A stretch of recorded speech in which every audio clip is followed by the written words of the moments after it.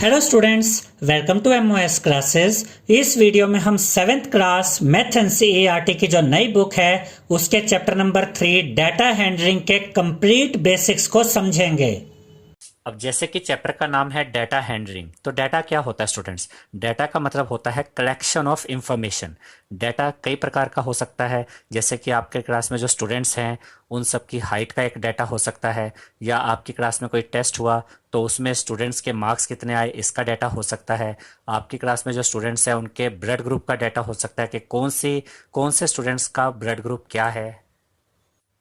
और data handling का मतलब होता है डाटा को इस तरीके से अरेंज करना, इस तरीके से रिप्रेजेंट करना कि उस डाटा को इजीली पढ़ा जा सके और उस डाटा को इजीली यूज किया जा सके।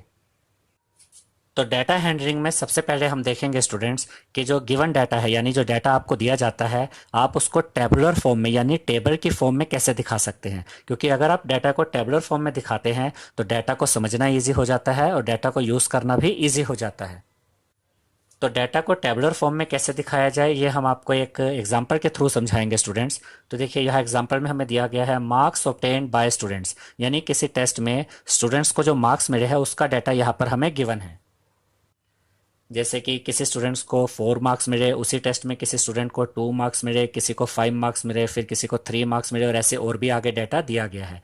अब इस डाटा को अगर हम टेबुलर फॉर्म में शो करते हैं तो इस डाटा को समझना हमारे लिए ईजी हो जाएगा। अब हम देखते हैं स्टूडेंट्स कि ये डाटा टेबुलर फॉर्म में कैसे रिप्रेजेंट किया जा सकता है। तो देखिए हमने यहाँ पर एक टेबल बनाई है जिसमें 3 कॉलम है। फर्स्ट कॉलम में हमने लिखा है मार्क्स, क्योंकि हमें मार्क्स का ही डाटा दिया गया है। उसके बाद हमने लिखा है सेकंड कॉलम में टैली मार्क्स और थर्ड कॉलम में फ्रीक्वेंसी। फ्रीक्वेंसी क्या होता है स्टूडेंट्स? फ्रीक्वेंसी का मतलब है कि कोई काम कितनी बार हुआ या कोई डाटा कितनी बार आया, इसे हम फ्रीक्वेंसी कहते हैं। और टैली मार्क्स फ्रीक्वेंसी को ही रिप्रेजेंट करने का एक मेथड होता है। अब हम आपको डिटेल में समझाएंगे स्टूडेंट्स कि ये डाटा टेबुलर फॉर्म में कैसे रिप्रेजेंट किया जाता है। तो सबसे पहले हम देखेंगे कि सबसे छोटी वैल्यू कौन सी है इस डाटा में। तो यहाँ पर आप देख सकते हैं कि सबसे छोटी वैल्यू है 2, क्योंकि जो सबसे कम मार्क्स आए हैं वो 2 आए हैं। और सबसे बड़ी वैल्यू है 9, जो सबसे ज़्यादा मार्क्स आए हैं वो 9 मार्क्स आए हैं। तो मार्क्स वाले कॉलम में हम सबसे पहले यहाँ पर लिखेंगे 2, और 2 कितनी बार आया है आप इस डाटा को चेक कर सकते हैं। 2 सिर्फ एक बार आया है। तो हमने आपको अभी बताया था फ्रीक्वेंसी में आप क्या लिखते हैं, कोई डाटा कितनी बार आया है वो आप यहाँ फ्रीक्वेंसी में लिखते हैं। तो 2 कितनी बार आया है? एक बार आया है, तो यहाँ पर आप लिखेंगे 1। और जब यहाँ पर फ्रीक्वेंसी में 1 है तो इसी को आप यहाँ टैली मार्क्स में कैसे रिप्रेजेंट करेंगे? आप सिंगल लाइन यहाँ पर बनाएंगे। ये सिंगल लाइन 1 को ही रिप्रेजेंट कर रही है। उसके बाद 2 से जो बड़ा नंबर है वो है 3, तो यहाँ पर हमने लिखा 3। अब हम इस डाटा में चेक करेंगे 3 कितनी बार आया है। हम देख सकते हैं स्टूडेंट्स कि यहाँ पर 3 सिर्फ एक ही बार आया है। तो मार्क्स में हमने लिखा 3, और 3 की फ्रीक्वेंसी यहाँ पर 1 होगी, क्योंकि 3 एक बार आया है। और इस 1 को हम टैली मार्क्स में कैसे दिखाएंगे? सिंगल लाइन के थ्रू दिखाएंगे। उसके बाद 3 से बड़ा नंबर इस डाटा में है 4, तो यहाँ पर हमने 3 के बाद मार्क्स वाले कॉलम में लिखा 4। अब हम चेक करेंगे कि इस डाटा में 4 कितनी बार आया। देखिए यहाँ पर 4 है और उसके बाद यहाँ पर भी 4 है, यानी 2 स्टूडेंट्स के 4 मार्क्स आए हैं। तो 4 की फ्रीक्वेंसी कितनी है? 2 है, तो यहाँ पर हमने 2 लिखा। और 2 को हम टैली मार्क्स में कैसे दिखाएंगे? 2 लाइन्स के थ्रू दिखाएंगे। अब हम 4 से बड़ा नंबर देखते हैं। 4 से बड़ा नंबर है यहाँ पर 5। अब देखिए ये 5 हमने यहाँ पर लिखा 4 के बाद मार्क्स वाले कॉलम में। अब हम चेक करते हैं कि 5 इस डाटा में कितनी बार आया है। देखिए 1 time, 2 time, 3 time, 4 time and 5 time, यानी 5 बच्चों के 5 नंबर आए हैं। तो 5 की फ्रिक्वेंसी कितनी होगी? 5। अब इस 5 फ्रिक्वेंसी को हम यहाँ टैली मार्क्स में कैसे दिखाएंगे? तो 5 फ्रीक्वेंसी को टैली मार्क्स में शो करने के लिए स्टूडेंट्स सबसे पहले आप यहाँ पर 1 2 3 4 ये 4 लाइंस यहाँ पर दिखाएंगे। और उसके बाद ये डायगोनल लाइन जो कि इन चारों लाइंस को काटेगी, इसको यहाँ पर दिखाएंगे।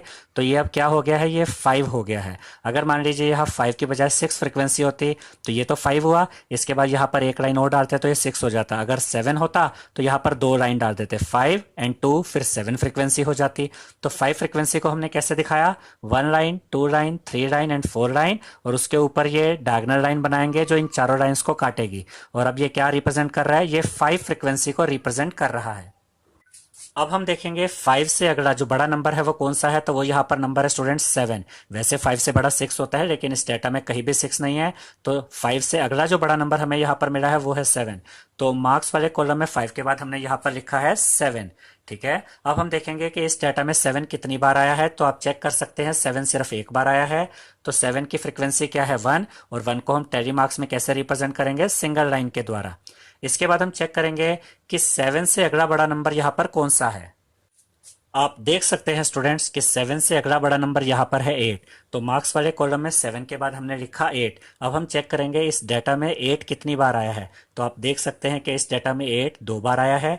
तो 8 की फ्रीक्वेंसी क्या हुई 2, और 2 को हम किस तरीके से दिखाएंगे टेली मार्क्स में, 2 लाइन्स यहाँ पर ड्रॉ करेंगे। अब हम देखते हैं स्टूडेंट्स कि इस डाटा में 8 से बड़ा नंबर कौन सा है। तो आप चेक कर सकते हैं 8 से बड़ा नंबर है 9। तो यहाँ पर मार्क्स वाले कॉलम में 8 के बाद हमने लिखा 9। अब हम देखेंगे कि इस डाटा में 9 कितनी बार आया। देखिए इस डाटा में आप चेक कर सकते हैं कि 9 1 2 3 3 बार आया है। तो 9 की फ्रीक्वेंसी क्योंकि 3 है, तो यहाँ फ्रीक्वेंसी वाले कॉलम में हम यहाँ पर 3 लिखेंगे, और टेली मार्क्स में 3 को हम कैसे दिखाएंगे, 3 लाइन्स यहाँ पर हम ड्रॉ करेंगे। आई होप स्टूडेंट्स आपको समझ आ गया होगा कि डेटा को टेबुलर फॉर्म में कैसे रिप्रेजेंट किया जाता है। अब हम देखेंगे स्टूडेंट्स कि मीन कैसे फाइंड आउट किया जाता है। मीन को हम एरिथमेटिक मीन या एवरेज भी कहते हैं। हम इसको ऐसे भी कह सकते हैं कि मीन का मतलब है किसी डेटा का एवरेज निकालना। मीन का फॉर्मूला होता है students, mean is equal to sum of all observations divided by total number of observations. अब हम आपको एक एग्जाम्पल के थ्रू समझाएंगे स्टूडेंट्स कि मीन कैसे फाइंड किया जाता है। देखिए इस एग्जाम्पल में हमें दिया गया है find the mean of the following data. आपको यहाँ पर डाटा गिवन है 4 6 8 10, और आपको इस डाटा का मीन फाइंड करना है। तो सबसे पहले यहाँ पर हम मीन का फॉर्मूला लिखेंगे, mean is equal to sum of all observations divided by total number of observations. तो न्यूमरेटर में हमें क्या चाहिए students, sum of all observations. ये जो नंबर्स आप यहाँ पर देख रहे हैं, ये नंबर्स को हम क्या कहते हैं, ऑब्जर्वेशंस। तो यहाँ पर हमने इन चारों ऑब्जर्वेशंस को ऐड कर दिया है, क्योंकि जब हम इन चारों ऑब्जर्वेशंस को ऐड करेंगे तो हमें इनका सम यहाँ पर मिलेगा, और डिवाइड किससे करना है, अपॉन में क्या आएगा, टोटल नंबर ऑफ ऑब्जर्वेशंस। हम यहाँ पर देख सकते हैं टोटल कितनी ऑब्जर्वेशंस है 1 2 3 4। तो यहाँ अपॉन में हम लिखेंगे 4। अब हम 4 6 8 और 10 को ऐड करेंगे, तो हमें यहाँ न्यूमरेटर में मिलेगा स्टूडेंट्स 28, और अपॉन में 4 है तो वो 4 यहाँ पर एज इट इज आ गया। अब 28 और 4 को आपस में सोल्व किया जा सकता है स्टूडेंट्स, क्योंकि ये दोनों ही 4 की टेबल में आते हैं। तो हम 28 और 4 को 4 से ही काटेंगे। अब देखिए 4 1 द 4 एंड 4 7 द 28।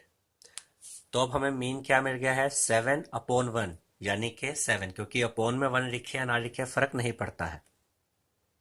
तो हमें जो ये डाटा दिया गया था स्टूडेंट्स, हमें इस डाटा का मीन फाइंड करना था, और इस डाटा का मीन हमें मिल गया है 7। तो इस एग्जाम्पल में हमने सीखा स्टूडेंट्स कि जब भी हमें मीन निकालना है तो न्यूमरेटर में हम लिखेंगे सम ऑफ ऑल ऑब्जर्वेशंस, और इसे डिवाइड कर देंगे टोटल नंबर ऑफ ऑब्जर्वेशन से, तो हमें मीन मिल जाएगा। अब हम देखेंगे स्टूडेंट्स कि किसी भी डाटा की रेंज कैसे निकाली जाती है। रेंज का फॉर्मूला होता है range is equal to highest observation minus lowest observation. यानी कि अगर आप किसी डाटा की हाईएस्ट ऑब्जर्वेशन में से माइनस कर देंगे लोएस्ट ऑब्जर्वेशन को, तो आपको उस डाटा की रेंज मिल जाएगी। अब हम एग्जाम्पल से आपको समझाएंगे स्टूडेंट्स कि किसी डाटा की रेंज कैसे फाइंड करते हैं। तो इस एग्जाम्पल में हमें दिया गया है find the range of the following data, यानी कि यहाँ पर जो ये डाटा गिवन है आपको इसकी रेंज फाइंड करनी है। तो इसमें आपको दो चीज़ों को चेक करना होगा, एक ये कि हाईएस्ट ऑब्जर्वेशन कौन सी है इस डाटा में, और लोएस्ट ऑब्जर्वेशन कौन सी है। तो आप इजीली चेक कर सकते हैं स्टूडेंट्स कि इस डाटा में जो हाईएस्ट ऑब्जर्वेशन है, यानी जो सबसे बड़ी वैल्यू है, वो है 54, और जो लोएस्ट ऑब्जर्वेशन है वो भी आप देख सकते हैं, वो है 23, यानी सबसे छोटी वैल्यू 23 है। तो हम रेंज कैसे निकालेंगे, range is equal to highest observation, जो यहाँ पर हमें क्या मिली 54, और उसमें से माइनस करेंगे लोएस्ट ऑब्जर्वेशन, जो यहाँ पर हमें क्या मिला है 23। तो range is equal to 54 minus 23, और जब आप 54 में से माइनस करेंगे 23 को, तो आपको मिलेगा 31। तो इस डाटा की रेंज हमें क्या मिल गई है 31।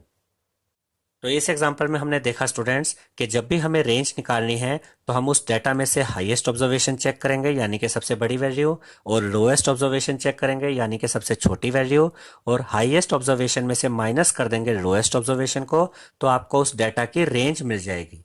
अगर आपको एक डाटा दे दिया जाता है और आपसे पूछा जाता है कि उस डाटा का मोड बताइए, तो आप कैसे पता करेंगे। तो मोड की डेफिनेशन है students, the mode of a set of observations is the observation that occurs most often. इसका मतलब यह है स्टूडेंट्स कि अगर आपको डाटा दिया जाता है तो उस डाटा में जो ऑब्जर्वेशन सबसे ज्यादा बार आ रही है वही ऑब्जर्वेशन यानी वही वैल्यू मोड होती है। यानी जो वैल्यू किसी डाटा में सबसे ज्यादा बार रिपीट होती है उसी को हम मोड कहते हैं। अब हम एग्जाम्पल के थ्रू समझेंगे कि किसी डाटा में से मोड कैसे फाइंड किया जाता है। Find the mode of the given data 1 3 7 2 4 2 9 2 8 7 2। आपको यहां पर ये डाटा दिया गया है स्टूडेंट्स और आपको इस डाटा में से मोड फाइंड करना है। तो सबसे पहले हम देखते हैं कि 1 इस डाटा में कितनी बार आया है। देखिए 1 इस डाटा में एक बार आया है। उसके बाद देखिए 3 कितनी बार आया है, 3 इस डाटा में एक बार आया है। उसके बाद देखिए ये 7 कितनी बार आया है, 7 इस डाटा में 2 बार आया है। तो अभी तक सबसे ज्यादा बार कौन आया है, 7। इसके बाद देखिए 2 कितनी बार आया है, 1 2 3 4, 4 बार आया है। 4 कितनी बार आया है, 4 एक बार आया है। 9 कितनी बार आया है, 9 एक बार आया है। और 8 कितनी बार आया है, 8 भी एक बार आया है। तो इस डाटा में कौन सी ऑब्जर्वेशन सबसे ज्यादा बार रिपीट हुई है स्टूडेंट्स, यानी कौन सी वैल्यू सबसे ज्यादा बार आई है। देखिए 2 यहां पर 4 बार आया है। तो इस डाटा का जो मोड होगा वो क्या होगा, 2। तो यहां पर हमने लिखा है मोड इज इक्वल टू 2। तो यहां पर हमने ये सीखा स्टूडेंट्स कि किसी डाटा में जो वैल्यू सबसे ज्यादा बार रिपीट होती है उसे हम मोड कहते हैं। और याद रखिएगा स्टूडेंट्स कि एक डाटा में एक से ज्यादा मोड भी हो सकते हैं। जैसे कि यहाँ 2 कितनी बार आया था, 4 बार। अब मान लीजिए इसके अलावा यहाँ पर कोई और डिजिट हम लेते हैं जैसे कि 3। अगर 3 भी यहाँ 4 बार आया होता तो इस डाटा के 2 मोड होते, 2 भी इसका मोड होता और 3 भी इसका मोड होता। अब हम पढ़ेंगे स्टूडेंट्स मीडियन के बारे में। मीडियन क्या होता है। In a given data arranged in ascending or descending order, the median gives us the middle observation। यानी कि अगर आपके पास कोई डाटा है तो सबसे पहले आप उसे या तो असेंडिंग ऑर्डर में लगाएंगे या डिसेंडिंग ऑर्डर में लगाएंगे।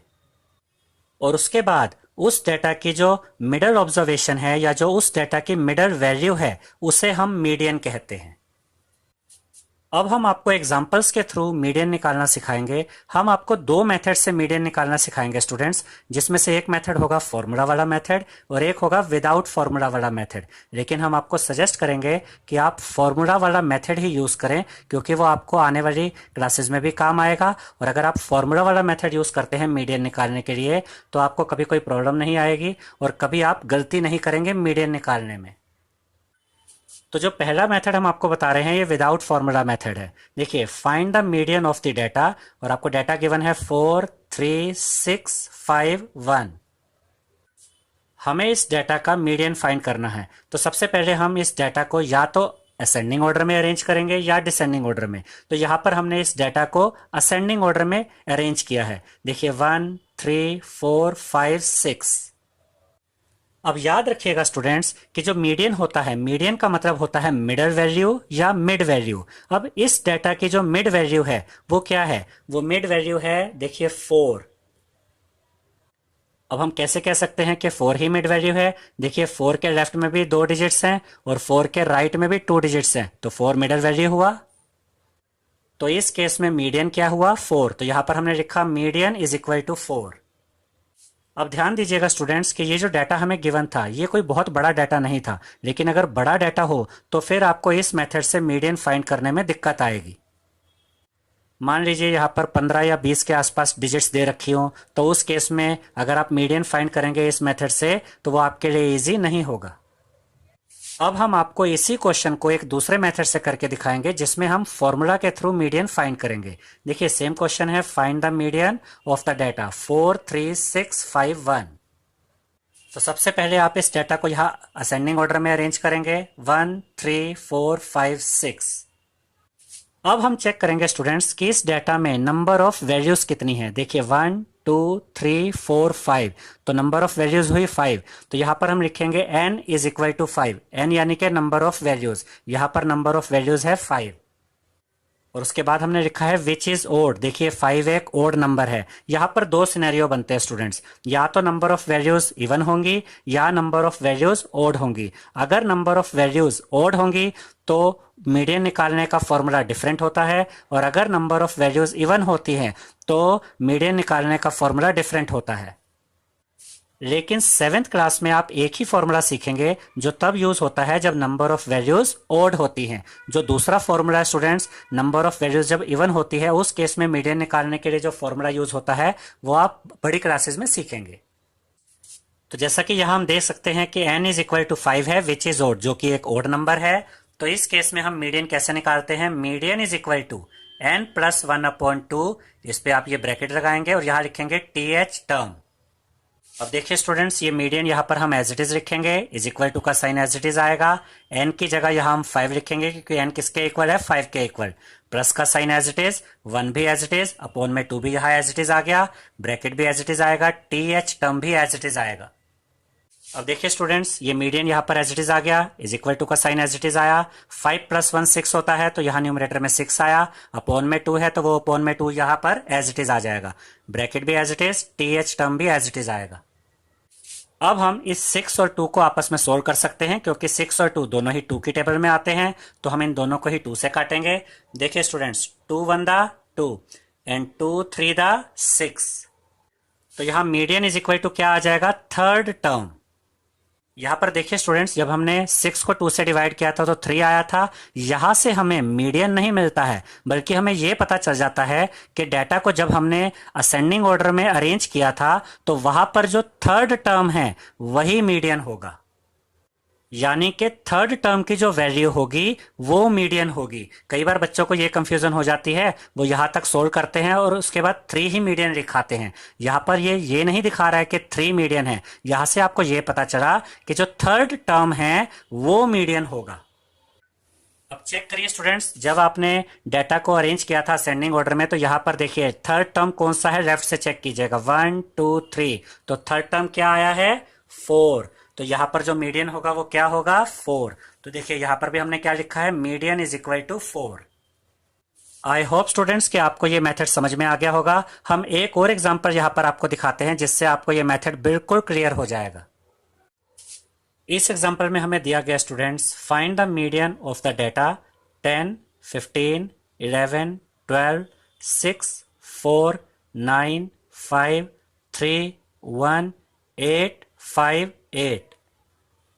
आपको यहां पर जो डाटा दिया गया है आपको इसका मीडियन फाइंड करना है। तो सबसे पहले हम इस डाटा को असेंडिंग ऑर्डर में अरेंज करेंगे। तो देखिए स्टूडेंट्स, यहां पर सबसे छोटा नंबर कौन सा है? 1। तो यहां पर हमने लिखा 1, और आप चेक कीजिए 1 कितनी बार आया है इस डाटा में? 1 एक ही बार आया है, तो हम एक बार लिखेंगे। 1 से अगला नंबर जो इस डाटा में है वो है 3, और 3 कितनी बार आया है? एक बार आया है, तो यहां पर हमने लिखा 3। 3 से बड़ा नंबर कौन सा है? 4, और 4 कितनी बार आया है? 4 भी एक बार आया है। 4 से अगला बड़ा नंबर जो इस डाटा में है वो है 5। अब देखिए 5 कितनी बार आया है? 5 2 बार आया है, तो यहां पर हम 5 को 2 बार लिखेंगे। इसके बाद 5 से बड़ा नंबर कौन सा है? 6, और 6 इस डाटा में कितनी बार आया है? एक बार आया है, तो 6 हमने एक बार लिखा। 6 से अगला जो बड़ा नंबर इस डाटा में है वो है 8, और 8 कितनी बार आया है? 2 बार, तो 8 यहां पर हमने 2 बार लिखा। 8 से बड़ा नंबर इस डाटा में है 9, और 9 कितनी बार आया है? एक बार आया है, तो 9 को हमने एक बार लिखा। 9 से बड़ा नंबर इस डाटा में है 10, 10 कितनी बार आया है? एक बार, तो 10 को भी हमने एक बार लिखा। 10 से बड़ा नंबर इस डाटा में है 11, और 11 एक बार आया है, तो 11 को भी एक बार लिखा। 11 से बड़ा नंबर है इस डाटा में 12, और 12 कितनी बार आया है? एक बार, तो 12 को भी एक बार लिखा। उससे बड़ा नंबर है 15, और 15 कितनी बार आया है? एक बार, तो 15 को भी हमने एक बार लिखा। अब हम इस डाटा को असेंडिंग ऑर्डर में अरेंज कर चुके हैं। अब हम चेक करेंगे कि यहाँ पर नंबर ऑफ वैल्यूज कितनी है। देखिए 1 2 3 4 5 6 7 8 9 10 11 12 13। तो इस डाटा में नंबर ऑफ वैल्यूज है 13, तो यहां पर हम लिखेंगे n इज इक्वल टू 13, और 13 एक ओड नंबर है, इसलिए हमने यहां पर लिखा विच इज ओड। पिछले एग्जाम्पल में हमने आपको समझाया था स्टूडेंट्स कि जब नंबर ऑफ वैल्यूज ओड होती हैं तो मीडियन निकालने के लिए हम कौन सा फॉर्मूला यूज करते हैं? Median is equal to n plus 1 upon 2, bracket लगाएंगे और यहां लिखेंगे th टर्म। अब ये मीडियन यहाँ पर हमने एज इट इज लिखा, इज इक्वल टू का साइन भी एज इट इज आया। एन की जगह यहाँ हमने लिखा 13, क्योंकि एन किसके इक्वल है, 13 के इक्वल, तो यहाँ 13 प्लस एज इट इज आया 1 एज इट इज आया, अपोन में 2 भी एज इट इज आएगा, ब्रैकेट लगाएंगे और टी एच टर्म भी एज इट इज आएगा। अब 13 प्लस 1 14 होता है, तो यहाँ न्यूमरेटर में आप लिखेंगे 14, अपोन में 2 है तो यहाँ अपोन में 2 एज इट इज आ जाएगा। अब हम 14 और 2 को आपस में सोल्व कर सकते हैं, क्योंकि ये दोनों ही नंबर्स 2 की टेबल में आते हैं, तो हम इन दोनों नंबर्स को 2 से काटेंगे। देखिए 2 1 दा 2 एंड 2 7 दा 14। तो यहां पर अब हमें क्या मिल गया students, median is equal to 7th term, क्योंकि यहां पर क्या बचा था 7/1 और अपोन में 1 लिखे या ना लिखे फर्क नहीं पड़ता, तो मीडियन इज इक्वल टू क्या आ गया 7th टर्म। अब यहां से हमें यह पता चल रहा है स्टूडेंट्स कि डाटा को जब हमने असेंडिंग ऑर्डर में अरेंज किया था तो वहां पर जो 7th टर्म होगा उसकी जो वैल्यू होगी वही मीडियन होगा। अब आप यहां पर देखिए 7 टर्म कौन सा है, 1 2 3 4 5 6 7, तो 7th टर्म है यहां पर 8, यानी कि यहां पर जो मीडियन है वो 8 है। तो यहां पर हमने यही लिखा है students, median is equal to 8। Bar graph क्या होता है स्टूडेंट्स, बार ग्राफ डाटा को रिप्रेजेंट करने का एक मेथड होता है, यानी कि आप डाटा को बार ग्राफ के थ्रू रिप्रेजेंट कर सकते हैं। जैसे कि यहाँ पर हमने एक एग्जांपल लिया है, हमने यहाँ पर एक टेबल बनाई है, इसमें हमने सब्जेक्ट्स शो किए हैं और किस सब्जेक्ट में कितने मार्क्स आए हैं ये भी दिखाया है। जैसे कि हिंदी में 6 मार्क्स हैं, इंग्लिश में 8 मार्क्स हैं, मैथ्स में 5 मार्क्स है, साइंस में 3 मार्क्स है एंड एसएसटी में 10 मार्क्स है। अब इसी डाटा को अगर हमें बार ग्राफ के थ्रू रिप्रेजेंट करना है तो हम कैसे करेंगे। अब याद रखिएगा स्टूडेंट्स कि बार ग्राफ के लिए सबसे पहले आपको 2 एक्सिस बनाने होते हैं। ये देखिए, ये जो हॉरिजॉन्टल लाइन है इसे हम कहते हैं एक्स एक्सिस, और ये जो वर्टिकल लाइन है, ये जो सीधी खड़ी हुई ये लाइन है, इसे हम कहते हैं वाई एक्सिस। और इस डाटा में जो ये मार्क्स हैं, ये मार्क्स हम रिप्रेजेंट करते हैं वाई एक्सिस पे, और जो ये सब्जेक्ट्स हैं, इन सब्जेक्ट्स को हम रिप्रेजेंट करते हैं एक्स एक्सिस पे। अब आप यह डाटा में देख सकते हैं कि यहाँ पर जो मार्क्स दिए गए हैं वो बहुत बड़ी वैल्यू नहीं है, 6 8 5 3 10, यानी कि अगर हम 1 1 का गैप भी लेते हैं तो इजीली ये ग्राफ बनाया जा सकता है। तो देखिए यहाँ वाई एक्सिस पर हमने क्या लिखा, 0 से स्टार्ट किया, उसके बाद 1 2 3 4 5 6 7 8 9 10। अब यहाँ पर आपको एक वर्ड ध्यान रखना है स्टूडेंट्स, और वो वर्ड है स्केल। स्केल क्या होता है, देखिए यहाँ पर हमने लिखा scale 1 unit is equal to 1 mark. अब यहां पर 1 unit is equal to 1 mark का मतलब क्या स्टूडेंट्स, यहां पर आप देख सकते हैं कि वाई एक्सिस पर हमने 1 मार्क का गैप लिया है, यानी कि 1 2 3 4 5 6 7 8 9 10। आप देख सकते हैं कि यहाँ पर 1 1 का गैप है, और 1 यूनिट का क्या मतलब है, ये जो एक बॉक्स होता है इसे 1 यूनिट कहते हैं। तो इसीलिए हमने यहाँ पर लिखा है 1 unit is equal to 1 mark, क्योंकि हर यूनिट पर हमने 1 मार्क का गैप लिया है। अगर आप यहां पर 2 मार्क्स का गैप लेते तो आप क्या करते, 0 2 4 6 8 10, और फिर हम यहां पर क्या लिखते हैं 1 unit is equal to 2 marks. और अगर यहां पर 10 का गैप होता, 0 से 10 20 30 40 50 60 70 80 90 100, तब हम यहां क्या लिखते हैं 1 unit is equal to 10 marks.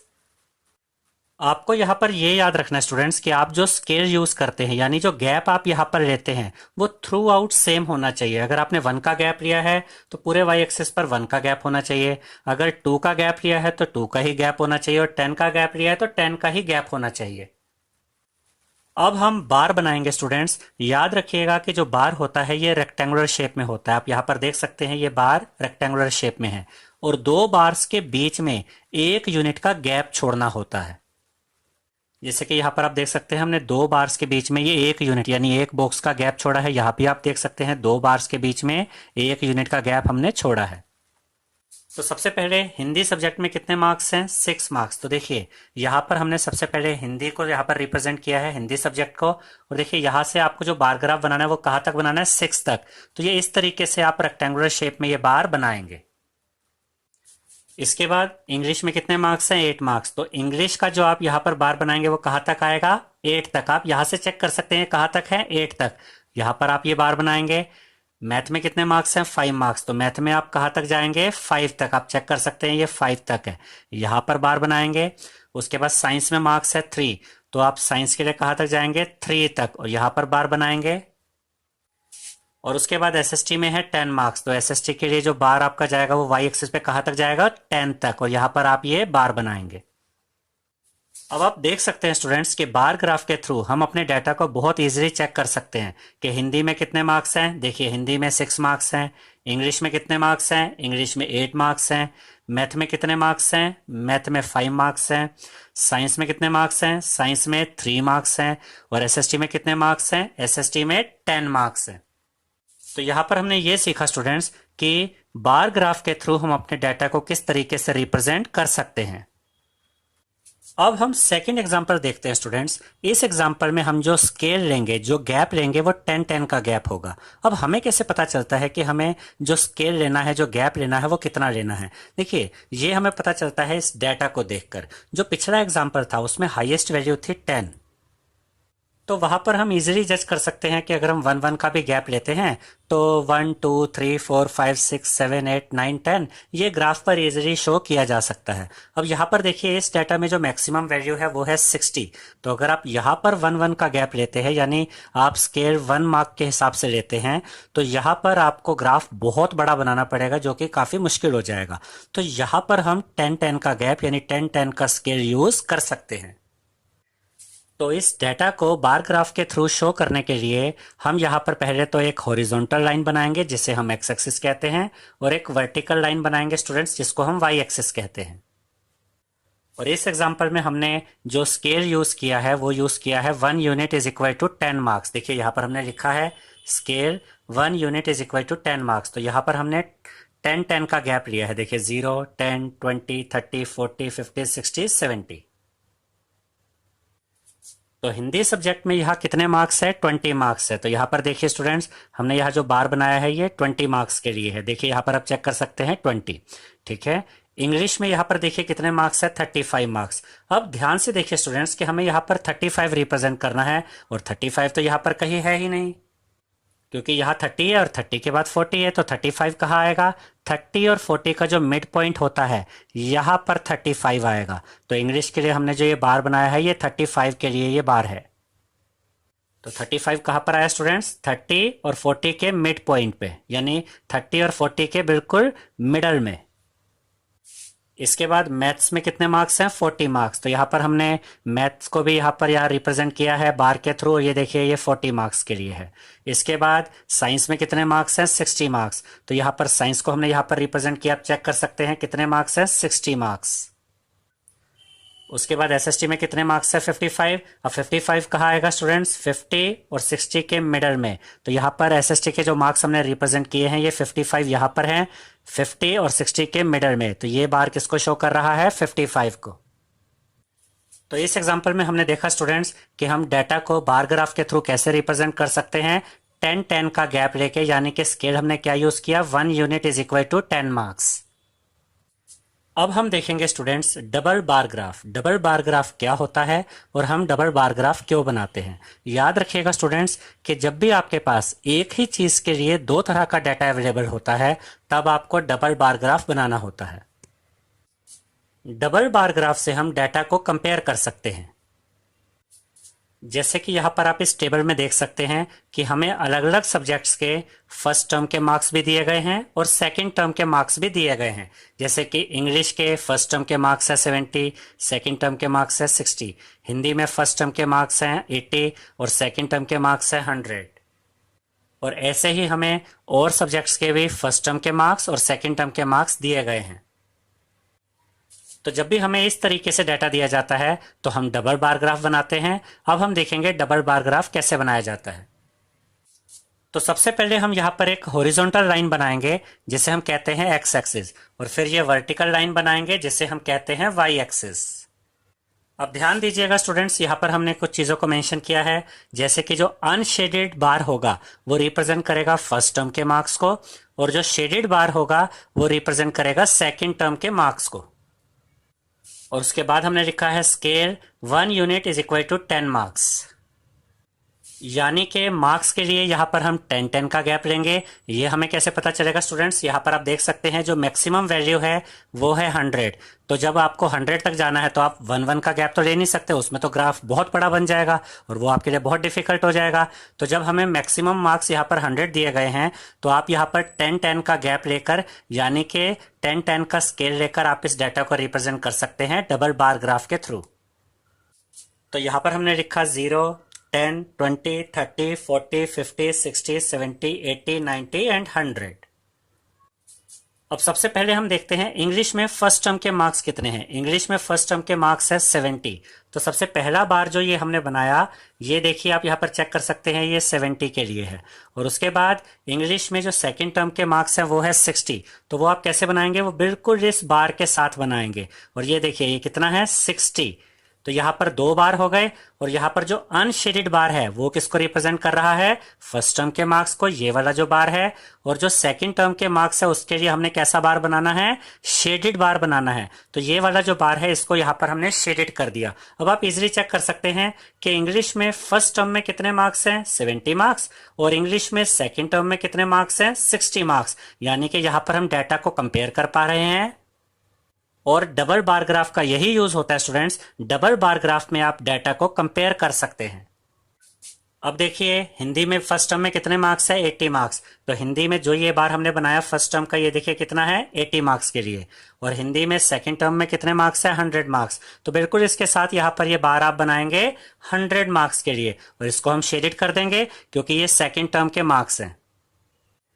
इसके बाद मैथ्स में फर्स्ट टर्म में कितने मार्क्स है, 85। अब देखिए स्टूडेंट्स 85 कहाँ आएगा, 80 और 90 के मिडल में। तो यहाँ पर 80 और 90 के मिडल में यहाँ पर ये 85 है। तो ये वाला बार किसको रिप्रेजेंट कर रहा है, 85 को। और मैथ्स में सेकंड टर्म में कितने मार्क्स हैं, 90 मार्क्स। तो देखिए सेकंड टर्म में कितने मार्क्स यहाँ बार के थ्रू हमने दिखाए, 90 मार्क्स, और इसको हमने शेड कर दिया है।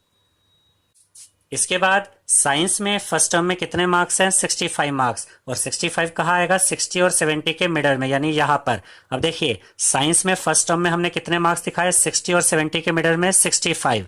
और उसके बाद साइंस में सेकंड टर्म में कितने मार्क्स है, 75। तो देखिए 75 कहाँ पर आएगा, 70 और 80 के बीच में, मिडल में। तो देखिए यहाँ पर साइंस के जो सेकंड टर्म्स के मार्क्स है वो 70 और 80 के मिडल में, यानी यहाँ पर 75 पर है। तो इसको भी हमने यहाँ पर शेड कर दिया है क्योंकि ये सेकंड टर्म्स के मार्क्स हैं। इसके बाद एसएसटी में फर्स्ट टर्म में कितने मार्क्स है, 50 मार्क्स। तो एसएसटी के फर्स्ट टर्म का जो हमने ये बार बनाया, ये देखिए ये कितने मार्क्स के लिए है, 50 मार्क्स के लिए। और एसएसटी में सेकंड टर्म में कितने मार्क्स है, 70 मार्क्स। तो यहाँ पर आप चेक कर सकते हैं एसएसटी के जो सेकंड टर्म के मार्क्स के लिए यहाँ बार बना है, ये कितने मार्क्स के लिए है, 70 मार्क्स के लिए। और सेकंड टर्म के मार्क्स को हमने यहाँ पर शेड कर दिया है। अब आप यहाँ पर इजिली कंपेयर कर सकते हैं कि किसी स्टूडेंट के अलग अलग सब्जेक्ट्स में फर्स्ट टर्म और सेकंड टर्म में कितने मार्क्स आए हैं, और क्या रिजल्ट में कोई इंप्रूवमेंट हुई है या रिजल्ट डाउन हुआ है। तो यहां पर हमने ये देखा स्टूडेंट्स कि जब आपके पास एक ही चीज के लिए 2 तरह का डाटा दिया गया हो और आप उन दोनों डाटा को कंपेयर करना चाहते हैं, तो आप डबल बार ग्राफ के थ्रू उन दोनों डाटा को कंपेयर कर सकते हैं। आई होप स्टूडेंट्स आपको हमारा ये वीडियो पसंद आया होगा। अगर आपको हमारा ये वीडियो पसंद आया है तो इसे लाइक, शेयर और सब्सक्राइब कीजिए। Thank you.